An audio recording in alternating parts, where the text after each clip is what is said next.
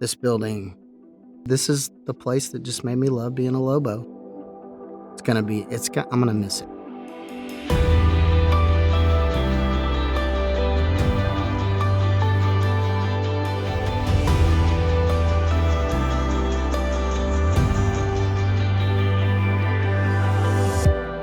I started here in January of 1992. It was cold. It was the old building. It was, of course, nothing like it is now. The rock walls on the outside where the students came in and they could sit and visit and talk before they came in. The name of the building when I attended back in 84 through 6 was Little Elm High School. So we had one gym, we had a couple hallways, little admin building right across the parking lot. We had limited resources for graphics and stuff back in those days, and we wanted to broaden the logos and the designs of the Lobo. So a lot of the kids in the school, went to town trying to come up with a logo that would win the contest. The logos were submitted, and they decided on the winner, and it was a round circular with a Lobo head in the middle that came out really, really nice. So then they ended up painting it on the gym wall. Well, I've been here a long time, so I've seen it grow a lot because it was a lot smaller back then. And so you could know the kids more back then because you had more time and they knew you. It wasn't so much passing in the hall and just catching glimpses of them. And so you would build relationships with them then. There used to be a boy that would come and show me his report card all the time and that stuff. And so that was really sweet to have that happen. All my kids went here from kindergarten on and graduated. And now there's kids here that I fed in the kitchen that are now teaching here. And I'm cleaning for them. So it's kind of interesting.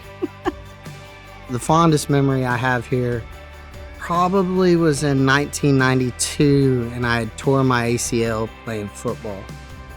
And I was really upset, and one of my teachers grabbed me and stuck me in a room. And she said, "You look upset. What's the matter?" And I just lost it, started bawling because they had just told me that I tore my ACL and I was out for the season or whatnot. And, when you're a little kid and you think you're going to be the next Troy Aikman or whatever, it kind of destroyed me because I think that was the realization that I knew that I wasn't going to be that in my life. And I just told Miss Hubert, Lorraine Hubert, I told her, I don't know what I'm going to do. She said, "Well, what do you love?" And I said, "Well, I love sports." And she goes, "Okay."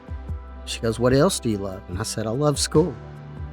And she told me she thinks I just answered my own question about what I was going to do for the rest of my life.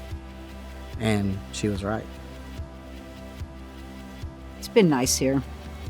The teachers, and you get to know them all over the time. And some that have been here a long time too. One of the connections I have, every time I walk past the theater, it's Paul Caillet Theater. And Mr. Caillet was kind of a strange guy if you just looked at him upon, just meeting him. And he would get ribbed a lot by everybody, but he cared. I made a B in his class, and he kept me back, and he yelled at me. He's like, "This isn't acceptable." And all this other stuff, he was just going at me. I'm like, "This is a B." And he goes, "But could you have made an A?" And I said, "Yes, I could." And he had tears running down his face, and I'm like, well, that just inspired me. I never made a B for the rest of my time here. It was all A's. So at the end of my junior year, Mr. Caillet retired. And at the start of my senior year, as they were preparing for the new school play, they were planning on dedicating a specific seat in the theater to Mr. Caillet and give him a lifetime pass to come and see all of the plays. From if my memory serves me correctly, the weekend of the opening of the play, Mr. Caillet was not able to attend because he had fallen ill. I had received a phone call later that evening that Mr. Caillet had actually passed away. So the dedication ended up taking on a much bigger meaning for those of us who were still in the school that had Mr. Caillet as a teacher and the, former students.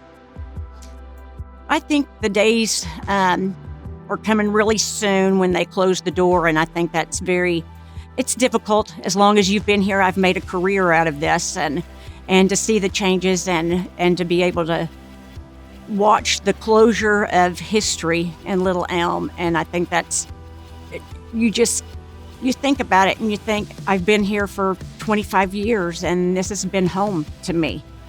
I may have only been here for 3 years, but for high school, it's where you start some of the most important memories, and you start developing some of the most important relationships and really kind of thinking about your future and beyond. And so I've seen some of the renderings of the new schools, the Lowell Strike Middle School and the Jerry Walker Middle School.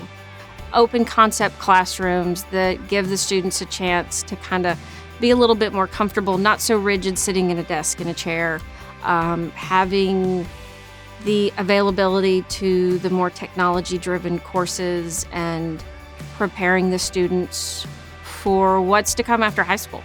Kind of getting them ready to start thinking about their career now than towards the end of high school. So I think the students are going to do great.